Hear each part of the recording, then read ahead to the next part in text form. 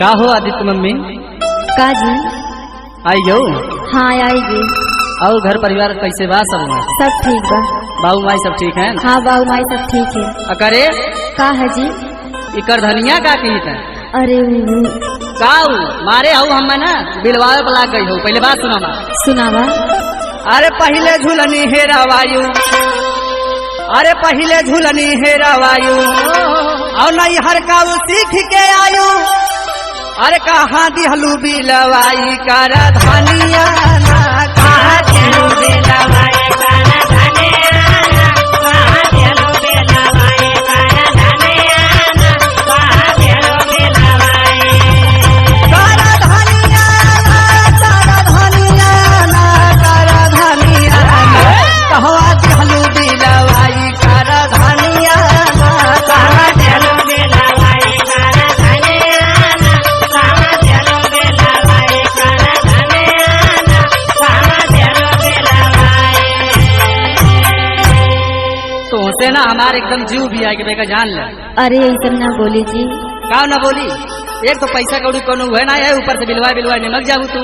अरे बनवा दिया। हाँ बापे के तोरे अकाउंट खुलब ना पैसा आवत। ऐसा काहे बोलत हैं जी?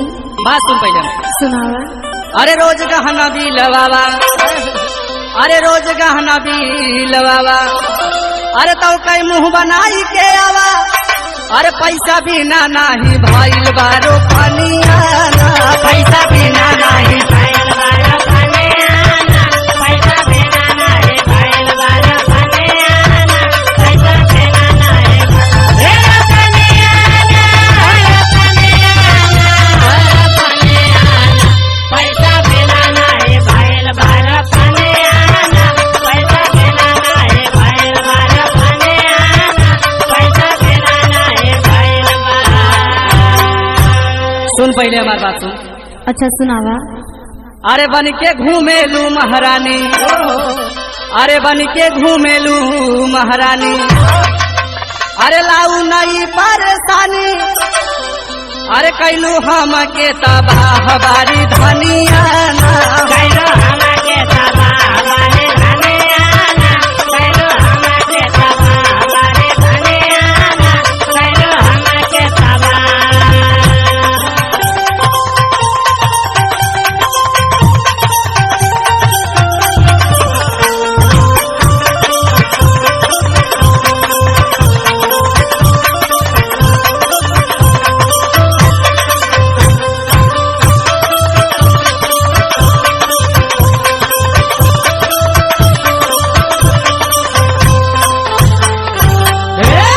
जा ये भगवान, हमारे कर्म में कहाँ से इतना पुअर मेहरारू बिखवाई उसी हम जानी ना पावा।